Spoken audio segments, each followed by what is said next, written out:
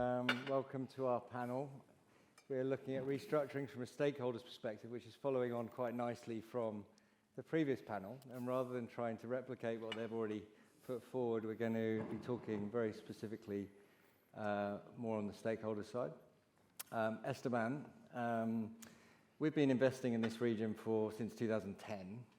Most of that time, we were interacting when you were in your previous role as head of restructuring and workout at ADCB. You were often one of the larger, and if not the largest lender in a lot of these situations. How have you seen the evolution of the restructuring market and turnaround from a bank's perspective? Yeah, thank you very much. I mean, I must say I came to the region 10 years ago, and before then I was doing restructuring globally.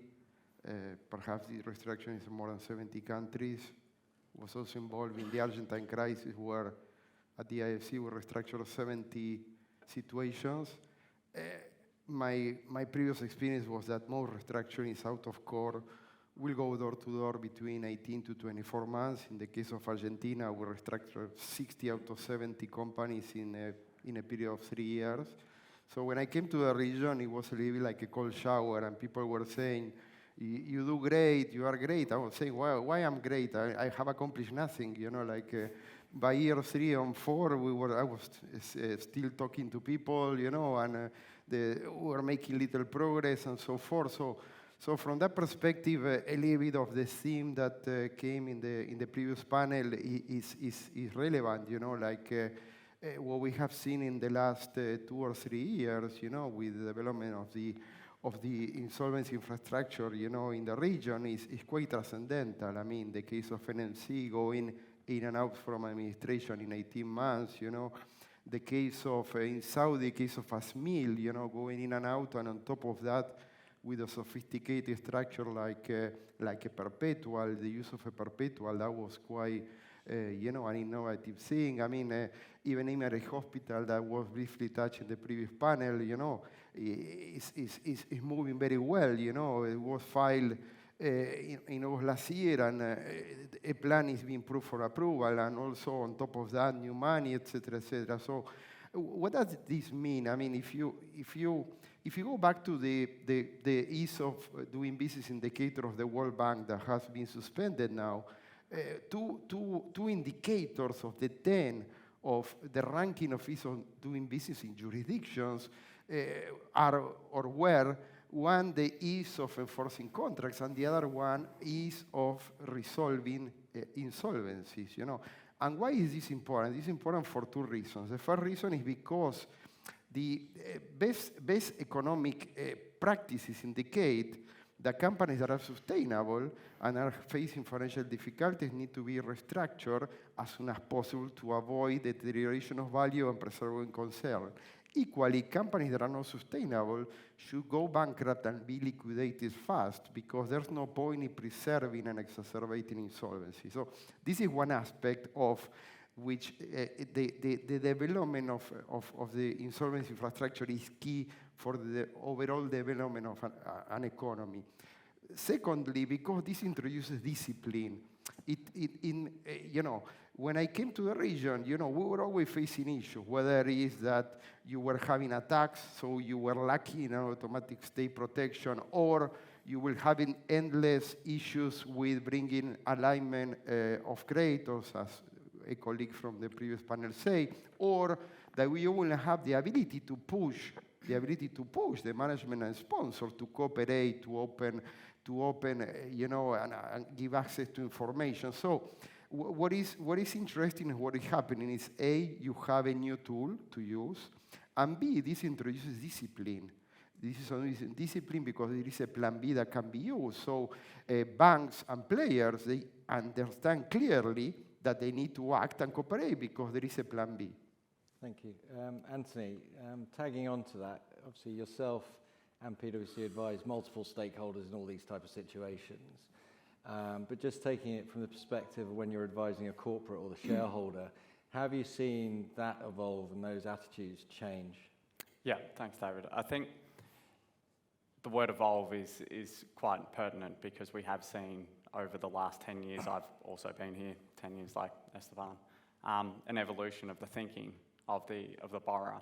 I think if you look back, going into meetings 10 years ago, that initial discussion with a borrower was very much on the basis of, we want to pay everything back, we just need a little bit more time, it's a temporary issue, leading to the amend and extend approach. And I think on the last session, there was a lot of talk around the failings of some of those amend and extends. To the same point that Esteban's making, a lot of these deals were then taking years to resolve. And as a borrower, as a corporate, what's the two most critical resources that you probably have at your disposal are cash and time. And the longer it takes to resolve something, the more that there's the risk of value destruction. Now, historically, using some of these alternative formal processes was a bit of a taboo subject for corporates. What we've seen over the last couple of years is that on the back of things like the NMC and the ADGM and a bunch of other cases, borrowers are more open to exploring those. Borrowers are more open to exploring those alternatives up front. The discussions that we have initially are, why can't we do an NMC type restructuring? If it's in Saudi, why can't we use the bankruptcy law to implement something a lot quicker? So I think these tools that have become available are bringing more options to the table. It doesn't mean that in every case it's, the best thing is to use a formal process, but having that alternative available just gives that optionality for an outcome to preserve and protect value. Yeah, it's great. It's great to hear that shareholders and the corporate are actually starting to react positively. And same on the banking side, Esteban, when I've certainly had experiences where certain bankers, not yourself, but certain bankers were just wanting to litigate. They took our money, we want our money back, or we're going to litigate, rather than looking at the overall picture, and that's definitely changing. So Nikki, different to the last panel, we actually have a lawyer on the panel who can maybe explain a little bit better. I'm a lawyer. Sorry, Esteban. I don't work as a lawyer. Previous lawyer. But take advantage of that to actually maybe run through a little bit more of the technical detail around the change of legislation and how that compares to perhaps other parts of the world and how that's kind of changing here. Sure. So I think Matthew mentioned earlier that a large number of regional jurisdictions have implemented sweeping changes to their bankruptcy legislation over the last few years. So we had the new onshore regime in the UAE. The ADGM has obviously been established in that time and has got its own laws in place. DIFC as well, Saudi, Bahrain, sweeping changes really across the whole region. And I think rather than sort of go into the specifics of each of those, maybe just pick out some themes. And one is around modernisation. We always think of laws as being fixed things, but of course they're evolving, they're living, breathing things. And the jurisdictions, regional jurisdictions have really reacted to that. And many of the changes that have been implemented are consistent with changes that have been made in other jurisdictions, and the big one is a move from liquidation as insolvency as being the last stage of a life cycle of the company to one of rescue and reform, and that's really a theme that permeates through all of those new legislative changes. The other one I think is responsiveness, because particularly the financial free zones like ADGM, they have been very responsive to those changes. And obviously, it's an emerging market jurisdiction, and they almost end up becoming like a silent stakeholder in the process, because they've been able to be responsive and willing to be responsive to changes in market demand and market participants and participations, and it's very much, I think, responsive and indicative of the role that it's playing in the region. And of course, it's critical to attracting foreign direct investment as well as ensuring continuity of investments here. In terms of similarities, I think the laws here are, they're benchmarked, and they've been brought into play following reviews of other regimes in other bits of jurisdictions, and so they pick and choose things from different jurisdictions. And some of the most novel components of the bankruptcy regimes here, and we've heard a lot about DIP financing, or perhaps priority financing is perhaps a better way of describing it in some situations. That's very much a tool that's been borrowed from other jurisdictions, US being the obvious one. And so, you know, they are quite modern in their concept. I think the danger of picking and choosing is that you don't want to create a Frankenstein. You want to create something that smooths out. And you know, a lot of that is seeing how it's applied in practice. And, you know, that will be the next critical moment. We've talked about people accessing these regimes and watching how those play out. And specifically watching entities come out the other side, like we've seen with NMC, will be really critical to kind of seeing how they continue to evolve. Yeah, I mean, sorry. Anthony. No, I was just going to say, I think that's quite an important point to keep in mind, that, you know, all of these laws and all this legislative reform is still relatively quite recent. Like you talk about the onshore coming in 2016, but probably not really starting to be used until 2018, 2019. And, you know, as Nikki said, it doesn't really matter what's written down on the paper sometimes, it's how it's adopted in practice. And it's not until you have some cases that go through that you start to see, you know, how perfect or imperfect some of these laws are. And I think the positive thing that we see as advisors in the market is that there's a real want from policymakers to continue to improve the law. Like you see all these initiatives by the Ministry of Finance and the FRC to create the consultative group that, you know, is seeking feedback on amending the laws. I know the DFC, ADGM have continually looked to evolve. And if I may, I mean, because I faced these issues in our jurisdictions back in the 90s and 2000s, where these jurisdictions were creating their own forums. I mean, some people were coming and saying, well, it has never been used, and so what? It has never been used, let's use it for the first time, you know, which is what is been happening, and breaking that mold, thinking that has never been used, so we shouldn't use it. First of all, we shouldn't underestimate that when there is a legal framework, the framework exists, we shouldn't underestimate judges simply because they have no experience. Because they are judges, they have no experience, they will educate themselves or they will be trained. So I feel that this is also very important. Yeah, absolutely. The precedents are going to be critical, particularly through the court processes. We saw this actually in our business in India, where they changed the bankruptcy law similarly in 2016, and one of the big test cases was SR Steel.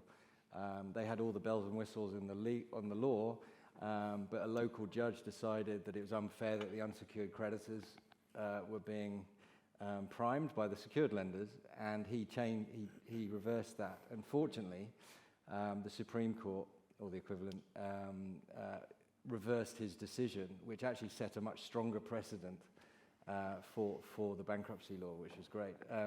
So we were talking obviously about ADGM and the big change in law. The big precedent that we saw was in NMC. Michael, you were sitting as CEO of NMC. You were running a healthcare business in the middle of a global health pandemic. You were running a company that had just gone into an unprecedented administration in a brand new law, in a new jurisdiction, offshore jurisdiction. You were dealing with various stakeholders, including a lot of banks and other creditors that had lost a lot of money because of a massive fraud. You were having to deal with running a business with supply chain issues, with employees, doctors, and, you know, importantly, the patients during a global health pandemic. And also, he needed to deal Sounds with relaxing. me. Huh? So he needed to deal with me, which was not easy. That wasn't easy. And dealing with Esteban as well. So how on earth did you do it? And secondly, how did you interact with the administrator, who is the appointed person for the role, and dealing with all of these stakeholders? Can you just paint the picture for us? Yeah, and as you say it, it sounds overwhelming just listening to it again. It's reliving the past 2.5 years. But I mean, it's no secret that I'm probably the most reluctant and least likely restructuring expert in the world, because my expertise around finance prior to December of 2019 was around managing a healthcare P&L for a very large organization and around some M&A strategy. But I had no idea about DIP financing, AFF financing, all of those types of things. When I first met Esteban, he and I both laugh and say it wasn't the most pleasant of experiences for either one of us, but we managed to work through that and actually worked very well together over a few years. But it was difficult because, as you said, if you remember, the PLC went into administration, NMC Healthcare PLC went into administration in April. The UAE locked down around March 17th of 2020. So we were on the precipice of the worst pandemic the world has seen in 100 years. We had 12,000 employees and in the UAE, probably each of those employees sent money home for 10 people to support. So we were supporting hundreds of thousands of mouths to feed, 5.5 million patient encounters per year, a business operating across 5 strategic verticals. And healthcare, in the best of times, is a very difficult business. It's not a cakewalk. So you throw on top of that the discovery of the fraud, the disclosure of the undisclosed debt, all of those other things. It was overwhelming, quite frankly. And I think in many ways I was very naive. So there was a group of people, the administrators and others, whose duty of care was to the creditors. And me and my team basically had to learn how to serve many masters because I felt that my duty of care was to the patients and to the staff. But in doing so, I felt if I kept them healthy and whole, I would also be fulfilling my obligation to the creditors because my sole focus had to be on the continuity and the stability of the organization. There were periods of time, particularly over the first 3 to 4 months, where I sincerely felt that it was going to be insurmountable. I wasn't sure that we were going to get to a point where the business wouldn't be broken up and sold off into pieces. So I think Matthew mentioned earlier in the previous session about trust between restructuring and the legal system. I had to establish a trust between the banks, the creditors, the trust between the administrators, so that everyone understood that good, solid patient care and ensuring that our employees had a sense of purpose and worthwhile work, and sort of ring-fencing all of the legal issues that were occurring at the corporate office and pushing that away so that others could do their job. Because without those 5.5 million patients and without a good, solid healthcare infrastructure, there would be nothing to save. So I think during that period of time, I tried to balance as much as I could the relationship between the administrators and the banks. The administrators were prescribed very specific legal systems and processes that had to be adhered to through the ADGM. That did not always lend itself to good decision-making in running a healthcare organization. So we had to establish daily meetings that would last anywhere from an hour and a half to 2 hours. There were a lot of healthy debates. I mean, whether it's with our legal advisors, the banks, the administrators, it was not all rainbows and unicorns. There were very, very difficult conversations. But ultimately, what ended up was we ended up with a healthcare organization that survived the COVID pandemic, that had its most profitable year in its history in 2021, and a business that we were able to deliver back to the creditors in March of 2022 and deliver it relatively whole. So it's something that me and my team are very proud of, but I don't sit here on this panel and purport to be some amazing restructuring genius. I think really what we did was just focus on the stability of the business and making sure that we had something that was viable and that was worth saving.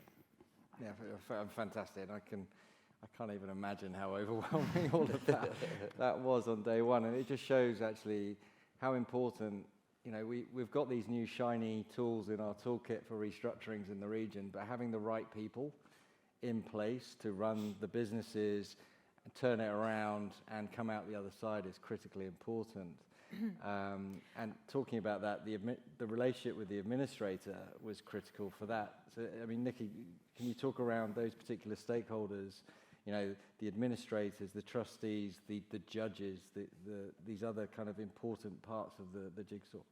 Yeah, sure. Before I do, can I just make an observation? Because I think we spend a lot of time talking about the theoretical and the practical, but actually one thing that I think came out of what Michael said there is the emotional side of restructuring. And I do think when you're an advisor and you're trying to deal with a situation, you have to be really mindful of those emotional components. And people fear for their jobs, and that creates challenges around decision making, and it creates challenges around galvanizing support, frankly, for restructuring. And it's quite easy to think about it in these sort of conceptual ways, but actually that emotional component and understanding how to deal with humans at the heart of it is really critical. So thank you for that Well, I think that's perspective. right. This conference is full of financial people worrying about the financial restructuring, but actually, in order for us to get our returns, we need the business to perform out the other side. Otherwise, it's all for nothing, right? So I think earlier someone asked a question, a very pointed question about the possibility of abuse of the bankruptcy laws. And I think that our company is an example of take away whatever happened before, but just the business itself. Without ADCB, with the ADGM, there would be no NMC today. And I think that it's an example of how the system did work. Now, whether it's, what came first, the chicken or the egg, if you're on the, if you're on the creditor side and you think, well, I'm only getting a 15% return, you may think that it was gamed, but the 15% could have been nothing. So I think we're a very good example of how using, whether it's administration, relationships with the restructuring team, the creditors, secondary funding, all of those things really were successful and allowed us to give some return back to people that had invested in NMC before. But if I may say, it's more important than that, because recovery in the end is a function of the extent of undisclosed debt. But the NMC franchise went through COVID and the massive scandal of this fraud, and on top of that the ADGM process. But the operations were never affected. The franchise was never affected. Yeah. The patients that, of course, for a few months didn't go to the hospital. So I find it one of the biggest success is that the franchise and the operation never suffer. There was no destruction of value. That's why in 2021 the NMC did record earnings. So this is also a big accomplishment. I think that's one of the critical elements to any restructuring that you sometimes forget about, that retaining that focus on the core business to maintain value, and the importance of having those different work streams that work together. When you're going through a restructuring, you might bring in a CRO, you might bring in financial advisors, and the risk is that stakeholders get too distracted towards that side. And so the importance of having strong leadership, and I witnessed it firsthand, Michael, you were a very strong leader in that environment, and you should be very proud of the job you did there. Thank you. Yeah, in a way, it was a very clean way, right? Because we like good companies with bad balance sheets as an investor, and this was clean from that perspective because it was actually a very good business. The reason the balance sheet was broken was because of a massive fraud. So if you can put that behind you and say, okay, creditors have lost money because of the fraud, but let's move on and let's create value, I think everyone has done a very good job. Do you want me to go back to my Going question? back to my previous question. Sorry, I feel like I sent everyone off on a tangent. No, that's exactly what we're doing, right? This is what we want. So in terms of the other, the stakeholders, the sort of the trustees and the courts, I think it goes back to a point Ant made at the beginning around infrastructure, and the laws have to rest on good foundations, and that infrastructure is critical. And I think for people who are operating in this space, the key, we need to see consistency, because consistency will breed certainty. And once you can breed certainty in the outcome of the laws, that will encourage people to participate in them. It will encourage direct investment into the country. It will build kind of market confidence. And so having a fully trained set of judges, trained set of insolvency office holders who are willing to take appointments and are willing to put them, because they probably also didn't have that relaxing a COVID. Having that infrastructure in place with people who are well trained, able to apply the law, understand the sort of concept behind the law so they can build it out in practice is absolutely critical. Esteban, are you seeing that in other parts?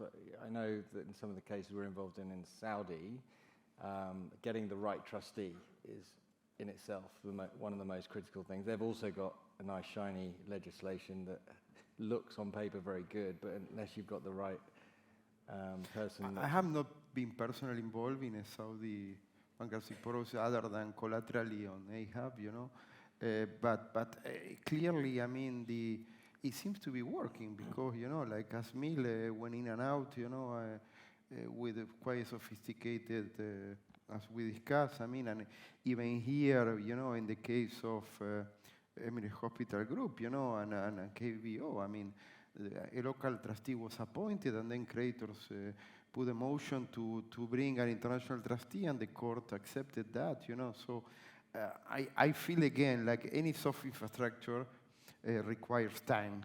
You cannot go like a hamster on a treadmill. Time allows the system to work. And as Dom say in the previous panel, okay, sometimes you have some pitfalls, but overall, each time you learn and you correct, and the system improves. And I feel that the region is for sure on the right trend. I mean, I feel that it's really encouraging, even on the JVS situation, is very close to find a resolution. So even you would argue, okay, a bankruptcy court in Ras Al Khaimah, perhaps, you're having a complex restructuring, $700 million, who have been challenging. I understand they face some challenges, but still it's working. So I think that it's quite encouraging. Yeah, very good. Another stakeholder is close to my heart on the secondary side. We first invested in the region in Dubai World 2010, right? When some Asian banks came to us and said, "What the hell is this thing? We'd like to get out." We've obviously seen an evolution. There's been this type of legislation and these kind of progress in NMC and EHG, as talked about in the last panel, gives a lot more confidence on the demand side. How do you view secondary participants in the market? You know me. I mean, I feel that the sooner you bring secondary market participants, to the table, the better. As you know, I mean, sometimes on some situations that we were together, it was encouraging the access of information to multiple credible parties, and some people were questioning, saying, "Oh, but these guys are belch, or this guy will jeopardize the process." And the reality is that creating a common information platform for selective secondary market players is key, because it gives a liquidity option for lenders that want to exit. Gives you the ability to educate these players and allow them to follow the process or the journey, so that if, for example, you need new money, they have digested.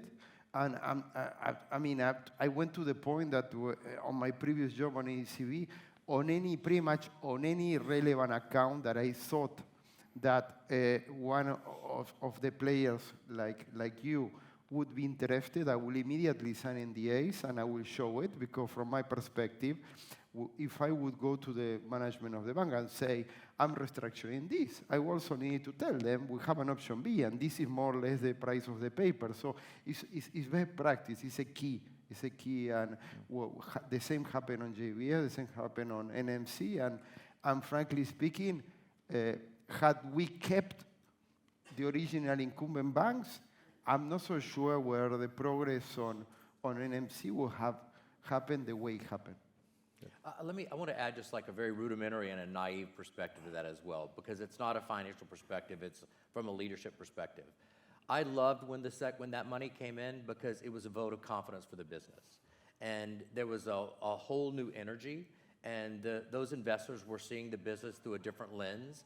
And they were basically saying, we believe that the business is going to turn around. We believe that and I think that the leadership team at the time, not only did we need the money because we had a liquidity problem, and we had to make sure that we were able to pay suppliers and staff, but it was also, emotionally, it was a point where someone said, "Hey, listen, we believe in you guys, and we're going to invest in you guys." And that energy was really good. It was more of an entrepreneurial type spirit than it was, some of the other investors that were in the first round were more like, how am I getting my money back? It was a constant battle. This was more of a, come on, let's work together to the next phase. So I liked that energy. I felt like it brought a lot of positive vibe to the leadership and to the management. Great, you both answered correctly. We obviously are biased because we're coming into the market as a secondary investor. If but- I may say something, because I created the distressed asset practice group of the IFC back in the mid-2000s, no? And when we were coming with the idea of creating a business on distressed assets, whether single assets or NPLs, we were forced to go because it was a new thing.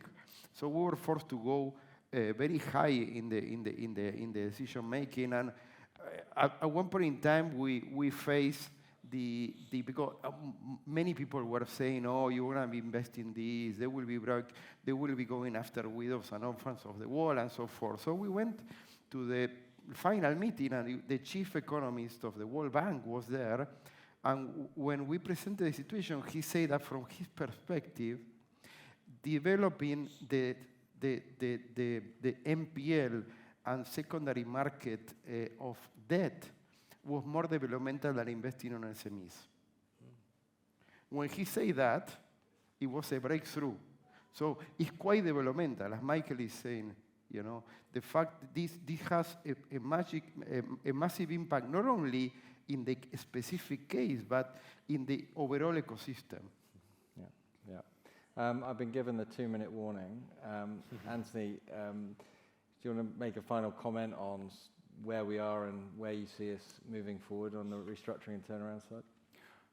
Well, I think just one general observation is, there's a lot of focus, understandably, on the legislative framework, the changes, and it almost makes it sound like every case going forward is going to need some kind of formal process to resolve it. And the reality is that's not going to be the case. There's still going to be, the vast majority of cases will be worked out on a consensual basis, 100%. But I think the positive of having this framework in place is that, creditors will have that stick there, borrowers will have that option to utilise if they need new money, debt financing, which then, can create that impetus and almost that burning platform to consensually resolve deals a lot quicker than have been done in the past.